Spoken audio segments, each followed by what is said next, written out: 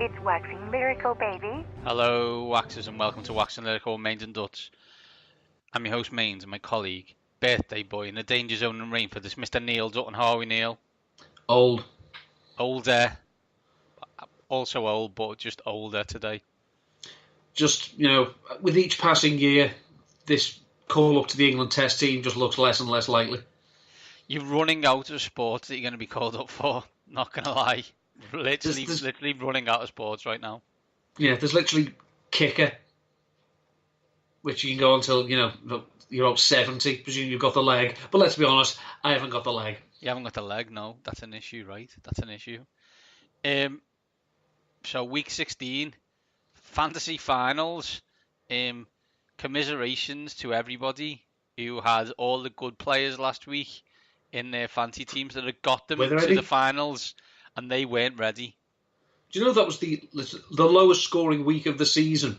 Yeah. And it's also the first time no quarterbacks have passed for 3 touchdowns since week 17 of 2010.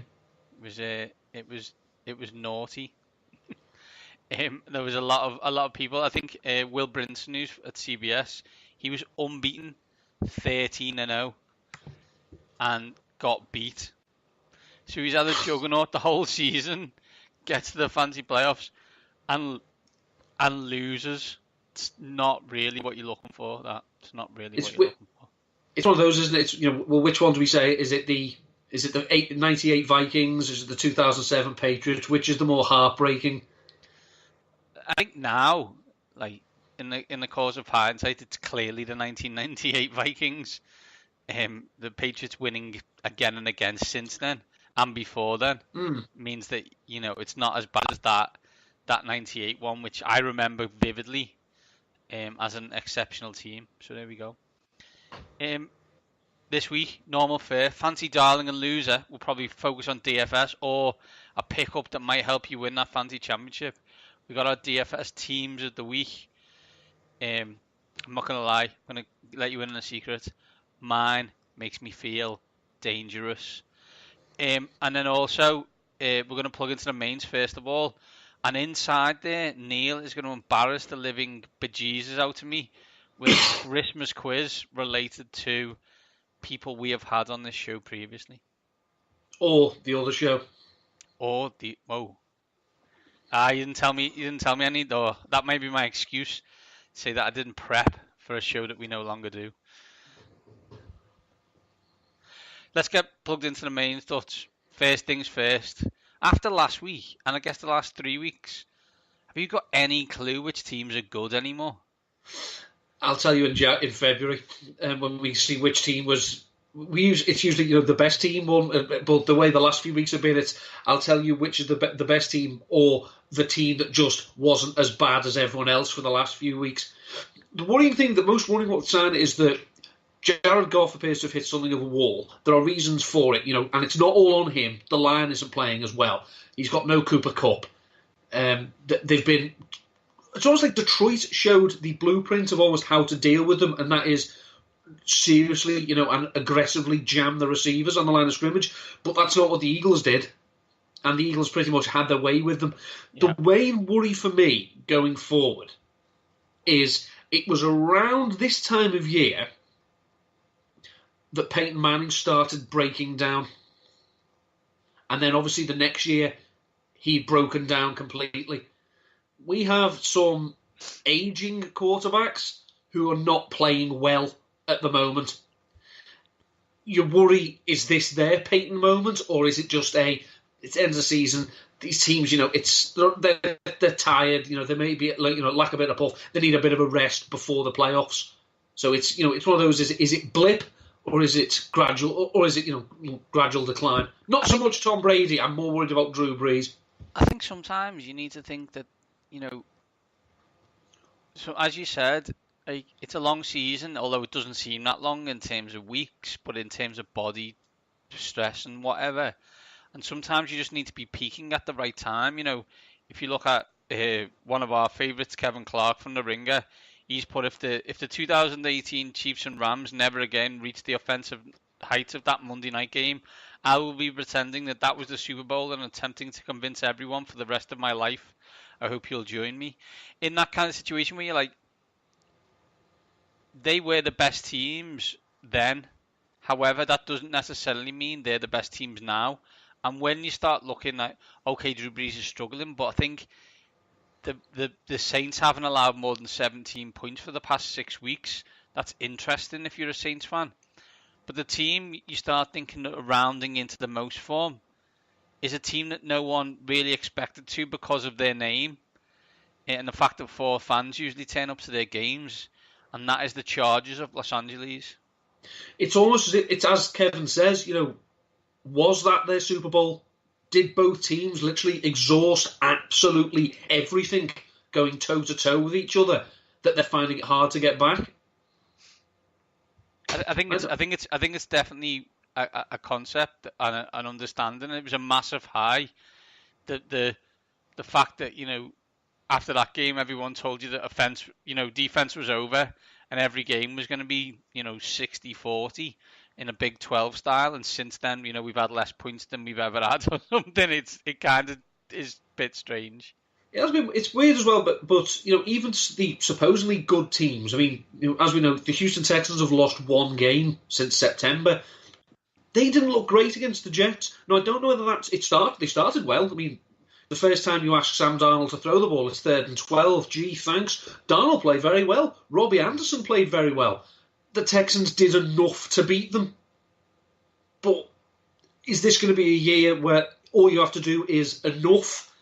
Because everyone else seems to be falling at the wayside. I mean, the Texans can clinch a bye this weekend. Eagles. No one would have thought that even when they were on their little run, it'll be they may win the division, but one of the top 2 teams in the conference. I find that hard to swallow personally. At Colts, Cowboys, Bills, at Jaguars, Dolphins, at Broncos, at Redskins, Titans, Browns, at Jets. They're the wins of the Houston Texans. Not exactly a murderer's row of teams. Now, you can only beat what's in front of you, and they are 10-4, and they have got a chance for a bye. But I don't know. I expect the Eagles to win, just because they've got their starting quarterback now back in place. Hilarious. And I expect them. Thank you. And I expect them to win. I look and think, right now, if someone said, it's going to be Chargers Bears Super Bowl, I don't think I'd be tremendously shocked, just based on how things have gone. Now, there's a high chance that it's not that either, but I'm just looking and thinking, for me, 3 weeks ago, you were like, oh, it's just got to be Rams Chiefs again. And now I'm not 100% sure the Chiefs are going to win their own division. By the way, and in keeping with a conversational point we had last week regarding your somewhat unfair comparison between Everton and the Chicago Bears, research conducted by us within our group text this week did uncover some alarming similarities, did they not? Yeah, there are. I won't bring it up again because we only get about 5 people listen to the show, and I don't want one of them people to switch off to think it's a personal affront to them. So we'll just say that there was links between best seasons and multiple championships when they won and lost, and they were both related together. But coming back to it, I mean, we used to joke as well that Bolton used to rely on John McGinley to get themselves out of the First Division, and then once in the Premiership, he was no good. But then the season after that, he'd be great again. This is just what the Eagles obviously just need to do. Just get to the playoffs and then dial up Nick Six and say, look, it's your time to shine. It's, as the kids say, fall season. It is fall season, Neil, indeed.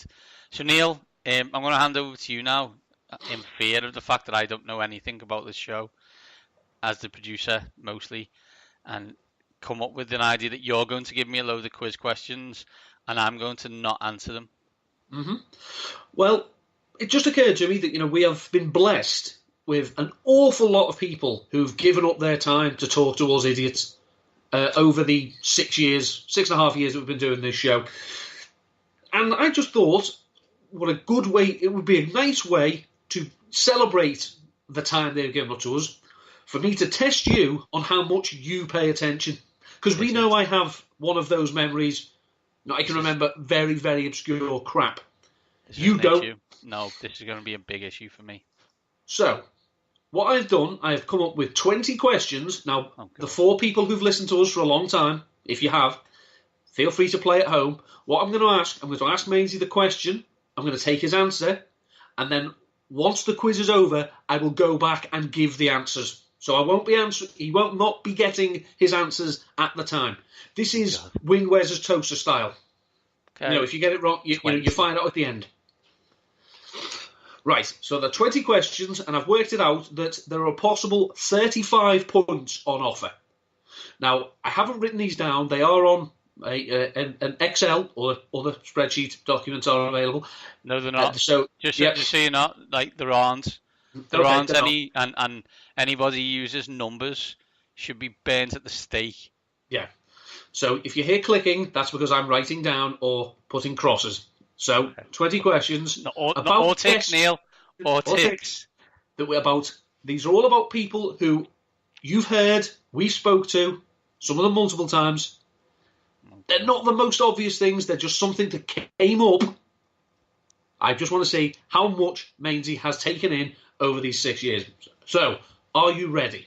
No. Then I shall begin. Who was the first ever guest to appear on Waxing Lyrical? Jesus. No, it wasn't him. Are we allowed to come back? Or what? We can come back, yeah. Yeah, I'll come back to that then. Okay. Which of our guests, not including friends or family members, have I met in person? Yeah, you've met Alex Geller. Do we know how many there are? I have 4. She met Daggers. You met Alex Geller. You met Will Gavin. You met James Dixon. Congratulations, all 4 correct. Which I know I said I'll come back to, but I just feel, get you going. I just feel that, I agree. Okay.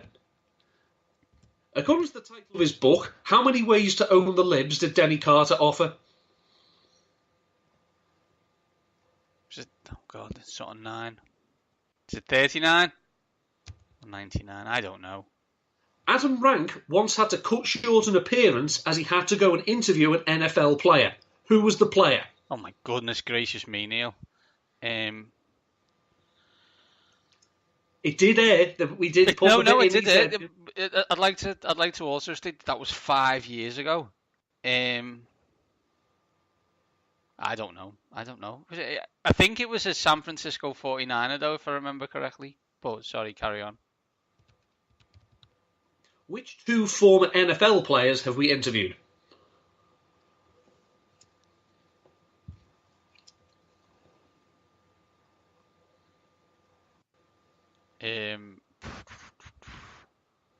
We interview you. See, this is where it gets interesting because I don't think I've interviewed either of them. You interviewed was it Mark Teese or something? You interviewed someone else. Who did you interview? Oh, I can't. I don't know. I once recorded a solo show featuring interviews with 3 different guests. Can you name them? Can I name them? Mark Mosher. You interviewed Cowboys, Lions, and who else?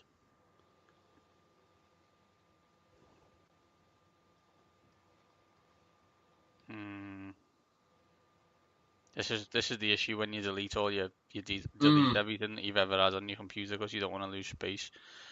One was Mark Mosher. Now go on. I'm gonna have to carry on. Go on. Come back to it, or do you want to pass I'll come back. Which guest appeared in 2 episodes of 24? Liz Loza appeared in 2 episodes of 24. Henry Hodgson, Handsome Hank, once dismissed which former England captain during a game of cricket?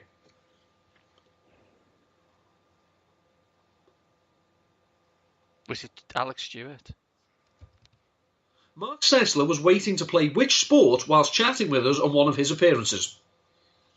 Basketball. Marcus Grant played a lookalike of which NFL quarterback during an episode of Dave Damashek's Shame Report? Say that again. Marcus Grant played a lookalike of which NFL quarterback during an episode of Dave Damashek's Shame Report? I'm not going to lie to you, I'm just not going to answer that question because however I answer it will be completely inappropriate. How many of our guests can you name that have featured in NFL films' NFL Top 10s? So just so I'll explain that, do you know the programme NFL Top 10s? Yeah, so you're talking like, for example, like Greg Cosell, Andrew Brandt, Adam Rank, Damashek. Oh no, we haven't interviewed Damashek. Greg. He's probably done it. Greg who? Rosenthal. Ross Tucker. Probably. I don't know who else. So you've gone with Greg Cosell, Adam Rank, Greg Rosenthal, Ross Tucker. Andrew Brandt as well. Andrew Brandt, okay. Which English football side do Ray Summerlin and Josh Norris both follow? Aston Villa. What is the name of the methodology applied to the study of wide receivers created by Matt Harmon?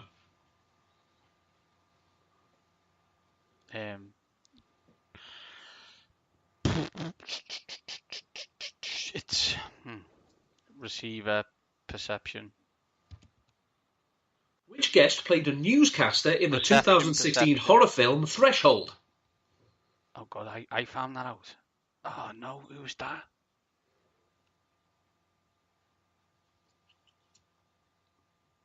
I found that on. Oh, it was Patrick Claiborne. Which guest pretended to be someone else when we called them prior to a show? Oh, I don't remember that.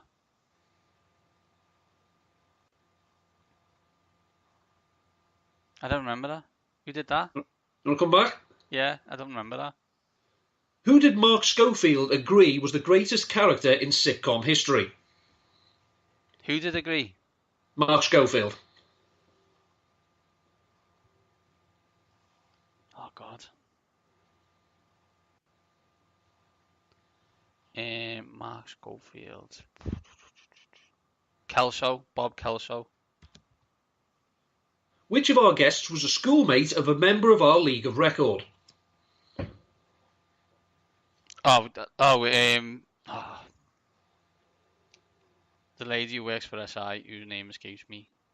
Oh my goodness, what was her name?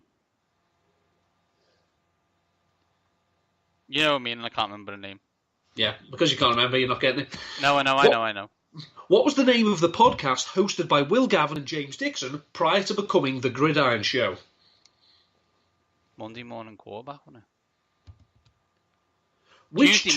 Tuesday morning quarterback. TMF, wasn't it? Which two guests were teammates on the 2004 T20 Cup winning side? Paul Nixon and Charles Dagnall, right? Which former NFL player had Matt Money Smith called a televised game with the week prior to joining us in one of his appearances? I can't remember. Okay, do you want to go back to the question? You've got, three No, questions? we'll be in forever. You want to go back? Okay, yeah. Bear with me a second. I shall just top this up. Talk amongst yourselves, everyone. Just give all the answers. I'm going to. Don't need to top mine up. Okay, the first ever guest to appear on Waxing Lyrical was Uncle Andrew. Was Uncle Andrew, yeah. Daggers, Alex Gelhar, Will Gavin and James Dixon I have met. 69 ways to own the libs. No, balls. The player who Adam Rank had to go and interview, thus cutting short his appearance, was Devon Hester. It was Devon Hester, yeah. The two former NFL players we've interviewed, Ross Tucker. Oh, Ross, yeah, of course, yeah. And Javon Hay. Javon Hay, yeah. Yeah. The three guests on the one show, and bear in mind, you were right, I did record interviews with Marcus Mosier and Dave Burkett, but these I literally recorded live on the go. So I went from one, paused, went to the other, paused. And those 3 guests were Steve Wyche, Pat Doherty, and Jared Kimber. Yeah, I never would have got that. Liz Losey, you got right. She did appear in 2 episodes of 24. The former England captain dismissed by Handsome Hank was Andrew Strauss. Okay. Mark Sester was indeed waiting to play basketball. You would have got a bonus point if you'd said with Dan Hanses. Marcus Grant played Geno Smith. Now, the guests who've been on NFL Films Top 10s. You said Greg Cosell, Adam Rank, Greg Rosenthal, Ross Tucker, and Andrew Brandt. Yeah. The guests we had, Greg Rosenthal, Adam Rank, Chris Wessling, Ross Tucker, Colleen Wolfe, John Barshard, Greg Cosell, Steve Wyche, and Matt Money Smith has done the voiceover on it. Okay. Ray and Josh both support Aston Villa. Reception Perception is the methodology created by Matt Harmon. Which I did say. Okay, I'll give you that one. Patrick Claydon was in Threshold. Dan Hanses pretended to be someone else when we rang him. He did, yeah. He rang, he said, I'll go get him. And then came back and went, it was me. Mark Schofield does agree that Bob Kelso is the greatest character in sitcom TV history. Jenny Vrentas is the schoolmate of Vrentas, yes. S.I. Mrs. Symes. Of Mrs. Symes, yeah. Will and James hosted Tuesday Morning Football. Tuesday Morning Football, yeah. Daggers and Paul Nixon were indeed teammates in the 2004 T20 Cup winning team. And the former player that Matt Money Smith called a televised game with was Chris Cooley. It was Chris Cooley, yeah, of course, yeah, because he was on telly, was he on Fox or something? It was on Fox because Joe Buck had gone to do the Ryder Cup, I think. Well, not the Ryder Cup, no, baseball. Would have been the baseball. Would have been the baseball. Yeah, excellent. So I was nowhere near as bad as I thought it was going to be. I'm not going to lie to you. That's good. 15. You got 15 out of 34. 35. Better than I thought I was going to do. But Neil, that's always, we should just say that wasn't all the guests we've ever had. But once again, we are thankful for any guests we have for the time they give to us, and it's clear that at least one of us is listening to them. Nah, you see, you didn't ask many questions about what they said on the show. I was really fearful. You asked me stuff about what they did outside of the show.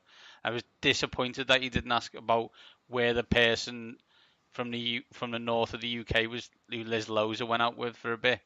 It was Macclesfield. It was from Mac, yeah. I was fully expecting that one. I knew you'd get that. That's why I didn't ask it. Boo to you. I still got 24 hits though. You did? Neil, that's enough Christmas nonsense from us. So let's move on to fantasy nonsense. It's Standard League final time. It's DFS money making time for your New Year's parties. So let's help some people out, Neil. Let's give them a fancy darling to put in their team. Hello, darling. Well, I know you will be on board with this because I've seen your DFS team. It's Marlon Mack this week. The Colts are playing the New York Giants, and they used to have a run defense many, many moons ago. Giants have allowed at least 113 rushing yards to running backs in 7 of their last 8, including 205 last week. Mack has scored 3 touchdowns in his last 2 games and has gone over 140 rushing yards in 3 games this season, plus he has 2 with at least 93. I think we don't know as well. I mean, it is in Indy, so the weather's not going to be a factor, but I think if it was going to be a case of them playing in the deluge that the Titans played them in last week, then I think that would have helped. But Marlon Mack, when he has looked healthy this season, he's looked very, very good. And I do like him a lot this week. If I had a fancy team worth a liquor this week, he'd be in it. Yeah, in teams that you want to avoid in the playoffs and hitting form at the right time, I don't think you want any part of the Indianapolis Colts. No. That's someone who can help your fancy team, but let's give people who they should try and avoid, Neil, who would hinder their team. Let's find out who the fancy loser is this week.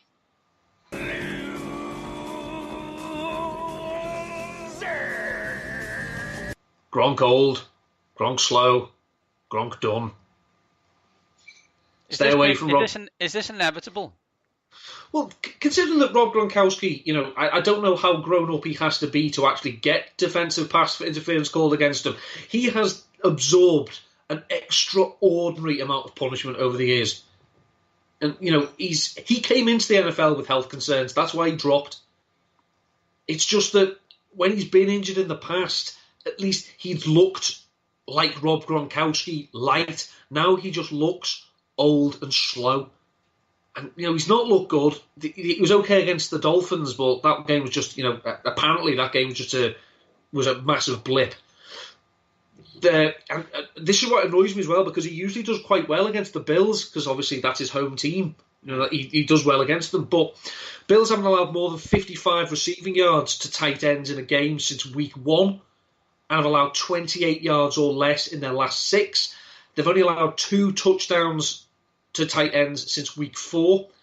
Gronk has 3 or fewer receptions in 5 of his last 6, and 26 or fewer yards in 2 of his last 3. I'm not all of a sudden saying the Bills are on a defensive powerhouse, but they've been better than their record. And I just don't trust Gronk. He just doesn't look like Gronk. It is inevitable. Father Time is undefeated, but it's as I say. They can save $10 million by cutting Rob Gronkowski. They tried to trade him already this off-season. We know Bill Belichick doesn't do sentimentality. This could be one of the last times you get to see Gronk play in Foxborough. And I think, based on what we know of him, if he gets cut by the Patriots, I don't see him playing for someone else. He doesn't strike me as, I don't know. I hope it's not. I like Gronk. He adds value to the league. But as you said, he always had injuries. He's always had injuries, and they're starting to take their toll. And that's just, unfortunately, as you said, Father Time is undefeated, although a lot of people are trying to defeat it.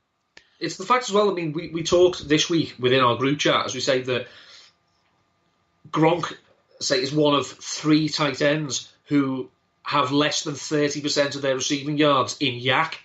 And it's when you couldn't get Gronk, because as Tony said, I didn't think he would be one of the top 12 tight ends. That's more an indictment on tight end than it is praise for Rob Gronkowski. Mm-hmm. Exactly. Chris Manhertz caught 2 balls last week, top 8 tight end in fantasy football. Ooh. Burn it all down.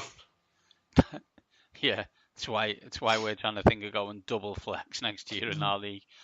So that's darling and loser, Marlon Mack, Rob Gronkowski. Let's dive over to DraftKings, where I am 6-1 in the last 7 weeks, on fire.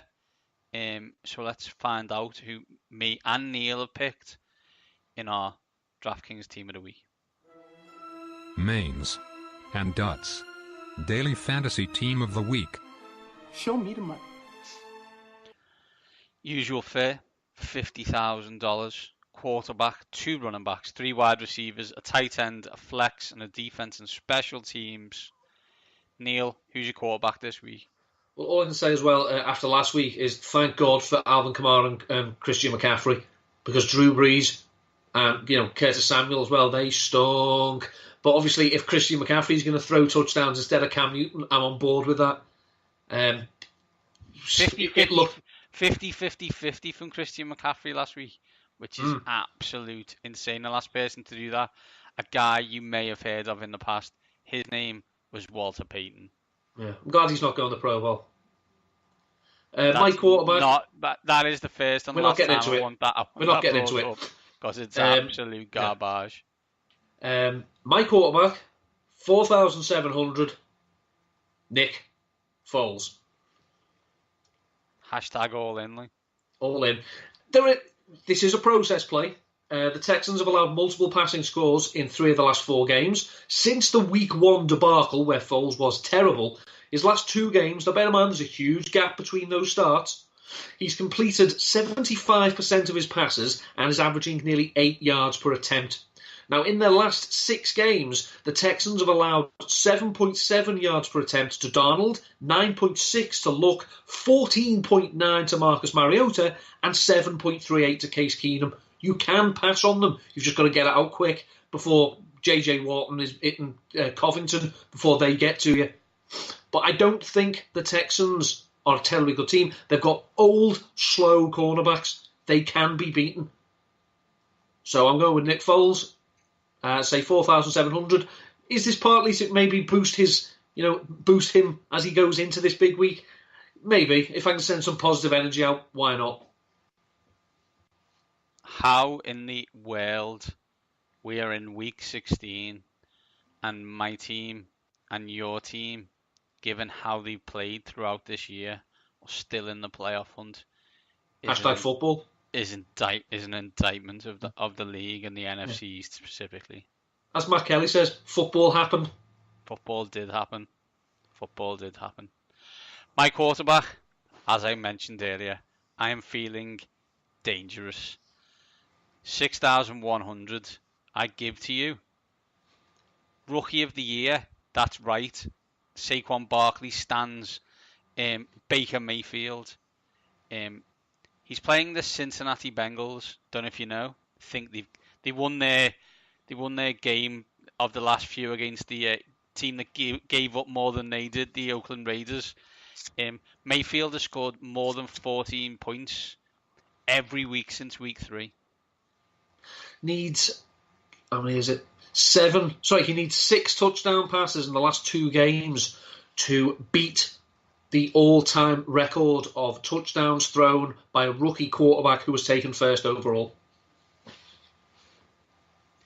I am Matt Kelly right now, speaking double time on Matt Kelly, must be sitting back in his chair, smoking a fat cigar, saying, "Boy, was I right about that one. Please ignore all the things I was wrong about."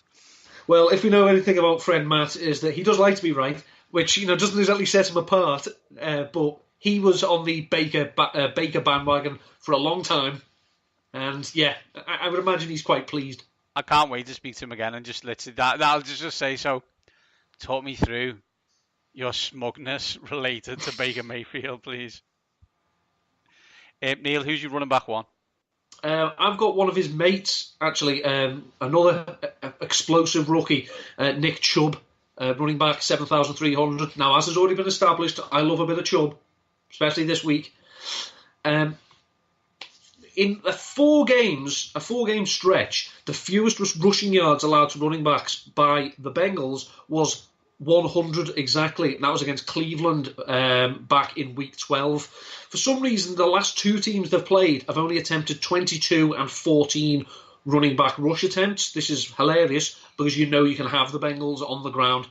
Chubb has 75 yards from scrimmage and or a touchdown in each of his last 8 games. Excuse me. And in week 12 against these here Bengals, he had 31 touches, 128 yards from scrimmage and 2 touchdowns. So 7,300. I'm on board with the Chubb. In my running back one, Chubb. Absolutely. Goes without saying. Not only are the Bengals terrible against the pass, they're also terrible against the run. I think they ranked 29th in yards per game allowed. And as Neil said, the last game was against the Raiders, who decided they weren't going to do that. Weird. So yeah, 7,300. The Chubbster. Who's your running back to, Neil? Marlon Mack, 5,500 for reasons previously released. I also have Marlon Mack, 5,500. Watching Derrick Henry casually walk into the end zone multiple times with no one touching him in the Meadowlands made me think that this was a no-brainer. Hey Giants fans? How's that winning all your games and getting into the playoffs working out for you? Good. Running the table. Looking forward to Eli Manning coming back because he hasn't been good, but someone thinks he has been. I tell you what, I know the weather was foul on Sunday, but the atmosphere in MetLife, electric. I hardly think so. I mean, granted, there were an awful lot of people who come dressed as plastic seats, but you know when you can hear individual conversations in the crowd, that's when you know that there are a lot of people there who are just going through the motions.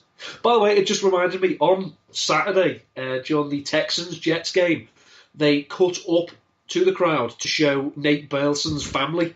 Nate Burleson, by the way, was excellent. Fantastic. Calling the players. Fantastic. So they showed his family. And he said, "Oh, look, there's, I forget the names, get your feet down, you're not at home." And while it was a lovely scene, my attention was actually drawn to the fact that to the right of the picture, there was a Jets fan who 3 times had to pull his collar up over his mouth to sneeze. Amazing. Gotta love it. Neil, who's your wide receiver one? Playing against the Jets is Devontae Adams, who I don't think it's being spoken of enough is stupidly good. He has actually been incredible this season. He's had 11 or more targets in 4 of his last 5. He's had 13 in 2 of his last 3. He's had 7 wide receiver 1 finishes in his last 10 games. The only downside will be if Aaron Rodgers doesn't play and they go to DeShone Kizer. But surely Joe Philbin, footballing pioneer that he is, will just say, just throw it to Davante Adams. Everything will be fine. The Jets have allowed at least 200 receiving yards to wide receivers in 4 of the last 5. It also helps the fact that if they go with what they did last week, they won't double up on Davante Adams because they didn't on Nuke. They've only held wide receivers out of the end zone in 3 games this season. It was baffling to watch. It was like... In really stupid things that will get you more fired than you already were. Not doubling Nuke was up there from your defensive head coach. Even if it's like, well, he's still better than our 2 players we put on him. Well, that's no reason not to try it. Just give it a go. You never know. You never know. It might work. It didn't.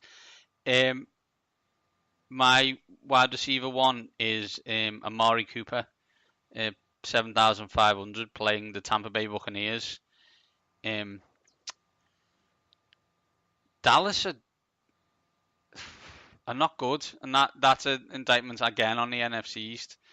I'm all for, scoring 0 points in a monsoon when you've got Eli Manning as your quarterback.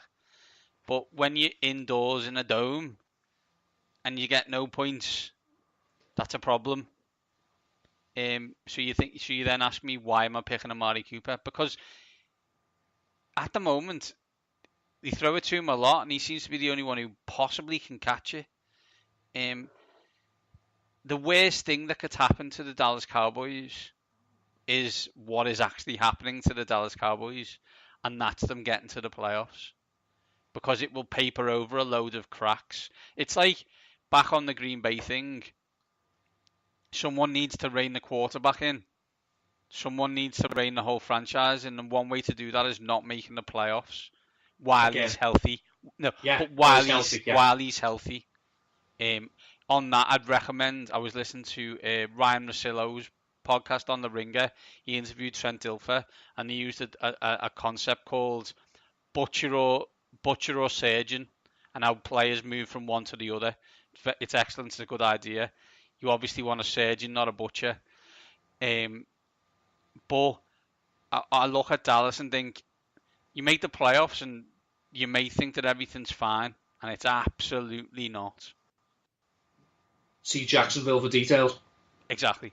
Neil, who's your wide receiver 2? Alshon Jeffrey, 5,300. He averages 14.2 PPR games with Nick Foles in the last 2 seasons, while only 12.3 with Carson Wentz.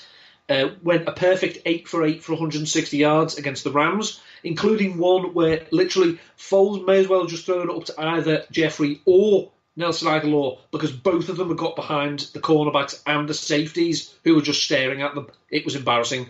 Texans have allowed 5 wide receiver touchdowns in their last 4 games. So if Nick Foles is getting his mojo going, we know that Zach Ertz may get his, but Alshon Jeffrey may just be getting right at the right time. He is, however, someone who has burnt me already this season in DFS, but again, positive energy. I'm going back in.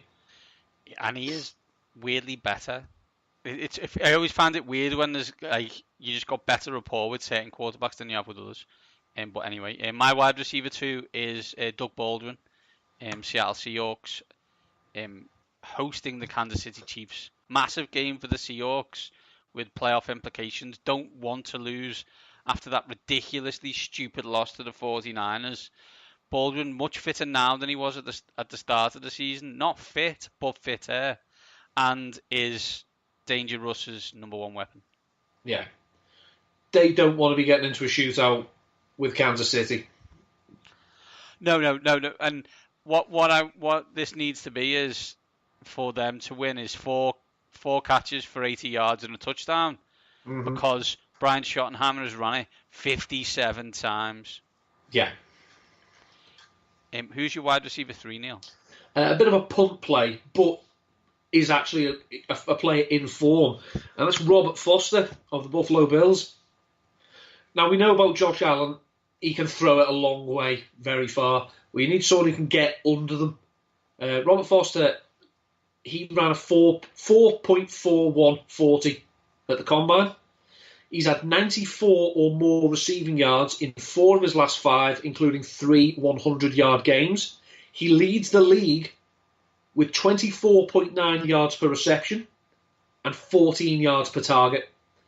The Patriots have allowed at least 161 receiving yards to wide receivers in 6 of the last 7 and 9 of their last 11. If as we see, if you can fluster Josh Allen and just get him right, I'm chucking this long. He may well do that. All Foster needs to do is catch one of them. Foster went to Bama and didn't get a game. Bizarre, absolutely bizarre. Well, the roles are literally reversed here. As my wide receiver 3 is Neil's love, Kenny Golladay. 6,000 playing the Minnesota Vikings. Detroit, terrible football team. Terrible. Like, just not good. And, like, questions should be being raised about Matt Patricia. Although I'm in the Robert Mays school of, I just don't think you should be hiring defensive coordinators to be your head coaches. We're not in that world anymore. What they do have is Kenny Golladay, and that is it. And Matt Stafford has become old Matt Stafford, i.e. not very good, but every now and again lobs one in the general direction of their elite wide receiver who does some kind of unbelievable catch. See Megatron circa 2007 for details. See, Golladay was a contrarian play last week. My argument was they'll just take him away from Tre'Davious White. Tre'Davious White. They'll just get him away from him and just, they'll see what you can do with him. I didn't realise that they would take him away from Tre'Davious White, but just throw arm punts at him and hope he catches them. And he did. But the problem is always with the Golladay / Megatron arm punt that you saw a lot is that there's never a yard after the catch. No. Because when you're catching it, you're either falling on your behind or you're tippy-toeing to the sideline. Yeah, or it's like the scene from Star Wars when Han Solo and Chewbacca were chasing the stormtroopers around the corner, and then when they got around the corner, they saw they were still waiting for them. It's literally, I've caught it. Oh, you're all waiting for me. Who's your tight end, Neil? Tight end's Austin Hooper. Wasn't fully healthy last week. He didn't play all the snaps. Drew 1 target. It was a red zone target. He's had 6 or more targets in 5 games prior to last week. The Panthers have allowed a league-high 9 tight end touchdowns. However, to show you how far ahead of the curve they were in allowing points to tight ends, none of those touchdowns have come in the last 5 games. They've shut Cam Newton down. I don't know how much they're going to have to give here. And so Austin Hooper, it's a bit of a desperation play, but as with tight ends most weeks, I only need them to score a touchdown and I'm happy. Yeah, exactly. My tight end is David Njoku, is the handcuff to Baker Mayfield in this 3,800. Talented. If you can get him the ball, good. Tight end, dumpster fire, kind of run out of money. I'm going to take Njoku. Who's your flex, Neil? Flex is Dalvin Cook.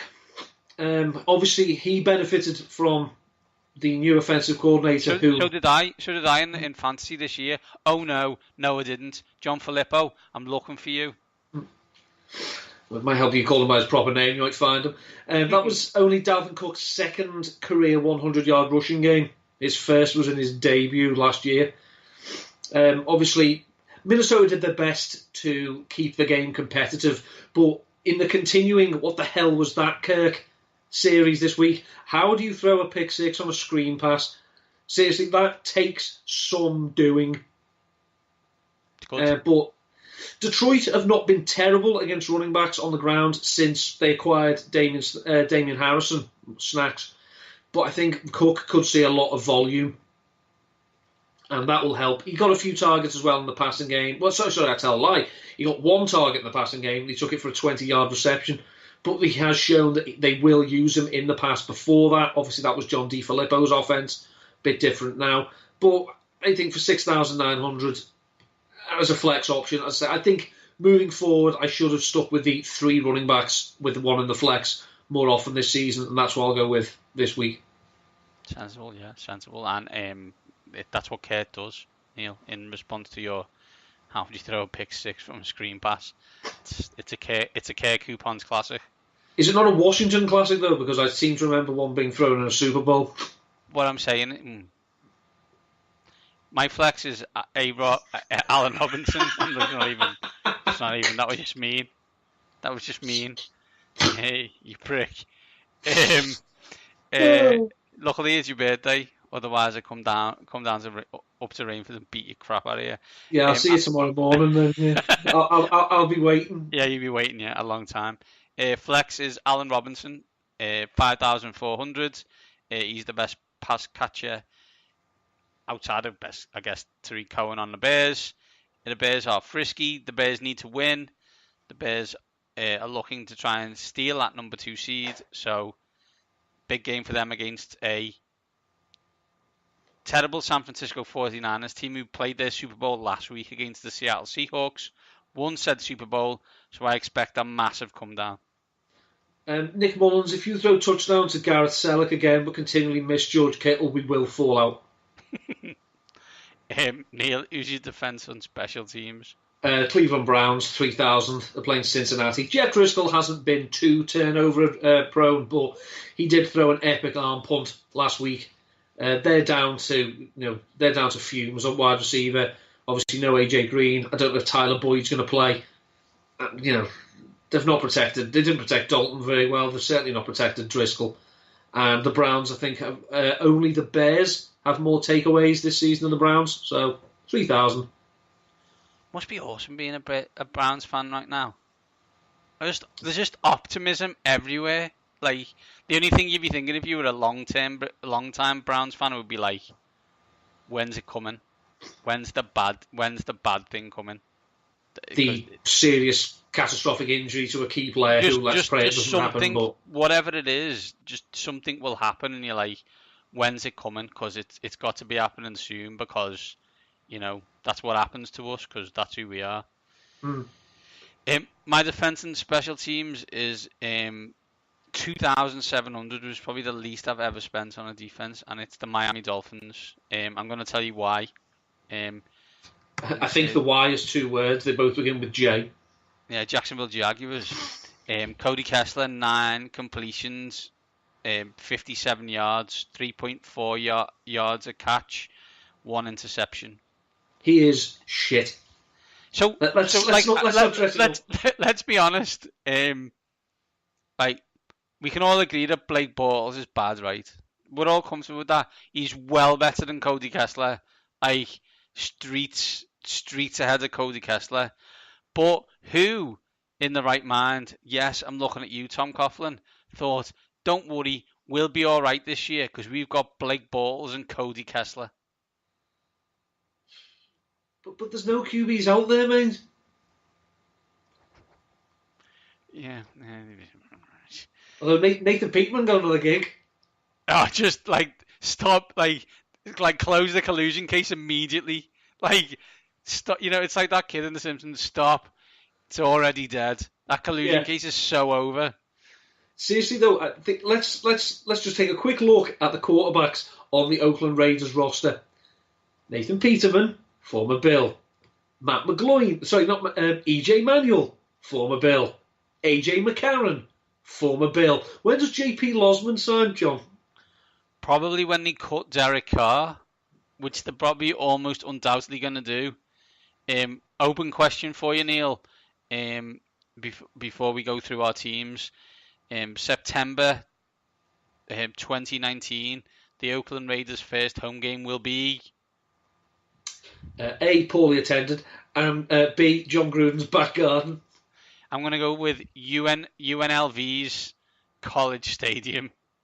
That's my bet. As right now, it isn't in the Oakland Coliseum. Well, let's be honest, no big loss there. But if you're not going to play there, you've got to play somewhere. Well, exactly. It's no big loss playing in the Coliseum unless option B is John Gruden's back garden. That becomes an issue. It's like these teams who've built stadiums on the car parks of their old stadiums It's nice going, but at least they built a stadium. You can't just play in the car park. No, you can't. Tailgaters won't wear it. They won't. Let's review, Neil. Who's your quarterback? Nick Foles. I've got Baker Mayfield. Who's your running back 1? Nick Chubb. Chubb. Running back 2. Marlon Mack. Same for me. Wide receiver 1. Devontae Adams. Got Amari Cooper. Wide receiver 2. Alshon Jeffrey. Got Doug Baldwin. Wide receiver 3. Big Bob Foster. I've got Kenny Golladay. It just made him sound like a wrestler from Texas back in the 80s. Who's your tight end, Neil? Austin Hooper. Yeah, I've got David Njoku. Who's your flex option? Dalvin Cook. I've got A-Rob. And your defense and special teams? The Browns. I've got the Dolphins because they're playing the even funnier Jacksonville Jaguars. Speaking of which, we talk about big decisions. Ryan Tannehill's cap number next season is $26 million. No, it's not. No, it's not. It's not. $26 million. No, what is it when they cut him? If they cut it, they can save half of it. So it's $13 million. $13 million. Hats off to whoever negotiated that contract, and for presumably kicking it down the road, because when you finish 8-8, you ain't getting a quarterback in the draft because there aren't any. So you then get the chance to pay Joe Flacco the exact same contract, presumably. I'm not. I ain't right now in this situation. Look at me not laughing at the Miami Dolphins. This is me not laughing at the Miami Dolphins at 7-7 with no quarterbacks. Why? What happened? I'll catch you up later. You looks like you missed it. Boy, have I got a story to tell you. Look, all you need is one of these quarterbacks who was drafted in 2009, looked crap then, he's been crap everywhere he's been, and then 10 years later is competent. But he stood the hell up that national anthem, didn't he? Hey, boy, did he stand. Boy, did he stand for that national anthem. I think I'm surprised. By the way, I'm surprised. Like, knowing how disgusting and disgraceful the front office of the Washington semi-professional football team is, I'm surprised he didn't say, I don't know what issue you've got with this quarterback. Look at him. If you know what I mean. Look at him. How can we be bad about Colin Kaepernick? Just look at this guy. Just look. I think it was Patrick Doherty who called this game last week the Standing Bowl, which tickled me. There's no way in anybody's right mind that they watched that. Like, they didn't. Like, I've watched Washington for 20 years, and it was on the tiniest screen that I had humanly find. It wasn't on any, because you're like, oh look, punting again. Oh look, we've sacked Cody Kessler for the 57th time, and we've still got 3 points. Ugh. Terrible football, Neil. Neil, that's it for this week. Where can people catch you between now and the next time we speak? On the Twitter machine at N13. Usual plethora of weekly articles out for your viewing delight. I say, after big thank you once again to all the guests we've ever had, especially those that I didn't get around to naming on the quiz. If I do this again in a few years, I shall make it a mega quiz and see if we can get everyone in, but I doubt it. I'm at Main D7. Combined, we are at waxing_lyrical. Next time we speak to you, it will be after Christmas. So enjoy Christmas. Enjoy Boxing Day for people in the UK. For people outside of the UK, it's a long story. I'm not really sure, to be honest. It's just a really weird name, though, isn't it? And on that note, Neil, enjoy Christmas, and these top guys are out.